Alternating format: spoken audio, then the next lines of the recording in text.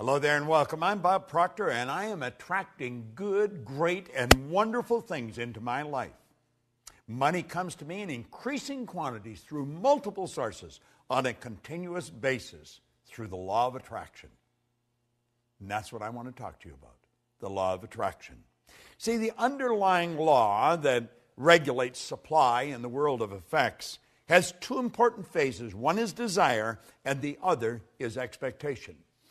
I want you to imagine that you're fishing. Now, you may have never gone fishing. You've certainly seen people that have gone fishing.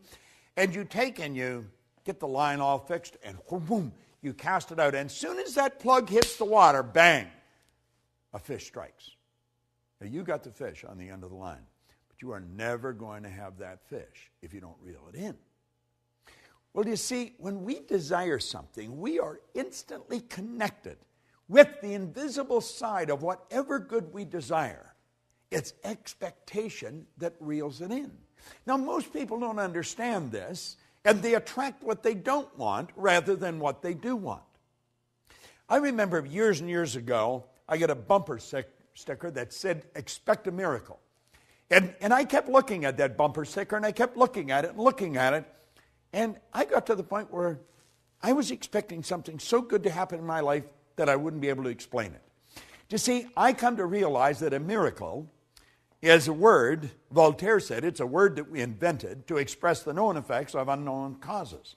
It's something that's so good that's happened to us that we're at a loss to explain how it happened. I want to explain how I attracted something into my life that literally changed my life, changed my business, but it changed the lives of 200 or 300 million people as well. I got a phone call on my cell phone, and it was a very garbled message. I had difficulty understanding it, and I didn't delete it, but I just kept hitting the pound or the hash and leaving it there in the phone. And one day, my phone was full. So I thought, I should empty the thing. I think I was in an airport at the time, so I sat down and I took all the messages off one at a time and wrote them all out and then deleted them. And I phoned Gina Hayden, who's worked with me for the past quarter century, and I said, Gina, I think this woman's name is Glenda, and I think this is the phone number. It sounds like an Australian phone number. Would you phone now? There's something about a film. Would you phone and see if the number's even the right number? Now, I'd had it on my phone for a good month. And so at any rate, a couple of days later, or maybe even later that day, I've forgotten now, and I'm talking to Gina, and she said, well, that was the right message. Her name was Glenda, and you had the right phone number, and there's a film crew in from Australia, and they're shooting this film, and they really wanted you in it. But they haven't been able to reach you, and they're shooting in Aspen all weekend, and they're going back to Australia first of the week. And Gina said, isn't that strange? Bob's doing a seminar this week in Aspen. Now, I hadn't been in Aspen for a couple of years. And I check into my hotel. I just went next door where they were shooting the film. And the film, of course, was The Secret. And you know, all of a sudden, all over the world now, people know Bob Proctor, and they know about the work that I do, that I love doing. I believe that I attracted Rhonda Byrne into my life. But I also believe Rhonda Byrne attracted me into her life. And you see, the secret I attracted. I expected something big to happen. And I'm going to tell you something. I expect something even bigger to happen. Now, the law of attraction is it's a law that many people now are very familiar with. And of course, I think that the secret has probably communicated that law better than anything that I have come across in all the years I've been in this business. They deserve, the people that put that all together, deserve a lot of credit. A lot of people think I made it. I didn't make the film. I just sat there for a couple hours and talked, sharing what I knew. And a lot of good things have happened. Now, the law of attraction is not a primary law. The law of vibration is the primary law. See, everything in the universe vibrates. We literally live in an ocean of motion. I want you to look at the walls that surround you. You think those walls are solid. They're not solid. Nothing is resting. Everything is moving. A body in a coffin is moving. Now, you may think that I'm sniffing something, but I'm really not. If you go into a funeral home and pick up the remains and look at it through a microscope, you will see particles of energy dancing right before your eyes. Now, if it wasn't moving, how would it ever change to dust? Well, you see, you and I have a brain. And our brain is an electronic switching station. And our thoughts activate brain cells and control the vibration we're in. And the vibration we're in controls what we attract into our life. Now, this law of attraction is a phenomenal law.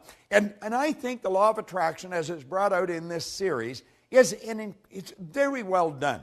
And I would encourage you to study into it in some depth. Because everything that comes into your life, you attract into your life. Now, you may be saying, does that mean that I have a cold, that I sat and thought I'm going to get a cold? No, it doesn't mean that at all. But you did attract the cold. You see, I don't think you sit and think I'm going to attract a cold. I think you put yourself in a very confused vibration. There's a law of gender. It decrees that all seeds have a gestational and incubation period. And after about 30, 45 days of going through that indecision, that confused state, you have a cold. That's what the cold is. It's just the expression of all the confusion. Anyway, we do attract everything into our life. Now, for many, many years, I had a terrible time with money, as most people do. And I was forever letting my outside world control my thinking. So my outside world was dictating what I was going to attract. Now, I didn't have any money. I had debt, and I'm thinking debt, I attract debt. If your goal is to get out of debt, you're going to stay in debt forever. Because whatever you think of, you attract. And you'll say, but I was thinking of getting out of debt. I don't care if it's get out or get in. You've got to start seeing what you want. In a previous lesson, we pointed out that you don't work on cold if you're cold. You work on heat. See, cold is the absence of heat. So you work at creating heat. Well, if you want good in your life, quit trying to change the bad. Quit trying to get rid of the bad. Let it go. Let the dead bury the dead. Let it be part of the past. Start to see the good that you desire. Visualize it. See it as present in your mind. The second you've got the idea in your mind, you've got it intellectually. The second you internalize it, you've got it emotionally. And then it's only a period of time until you attract it physically. Attraction's a very powerful process. We are all magnetic creatures. We're all a mass of energy. Everything in this universe works on the law of attraction. You go into some restaurants, and they're always busy. The energy is good in those restaurants. You go into others, there's hardly anybody there. Isn't that strange? You go into a clothes store, and you may be the only person there outside of the person that's running it.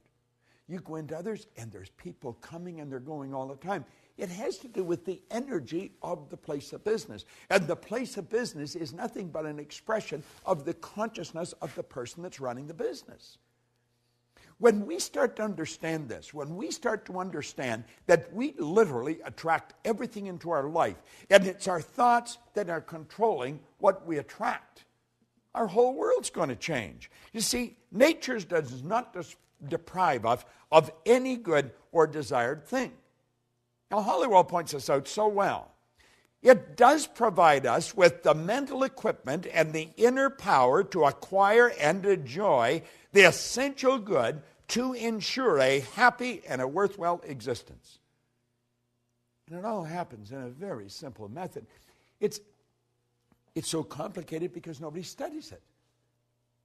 See, I always feel if we can teach a little child that maybe is just learning to walk, how to talk. We can teach them language. We can teach them multiple language. A baby at birth is a linguistic genius. If we can teach the child language, surely we can teach them something so basic as these laws. You say, well, why haven't we? Because hardly anybody understood them. The parent's not going to teach something to the child that they don't even know.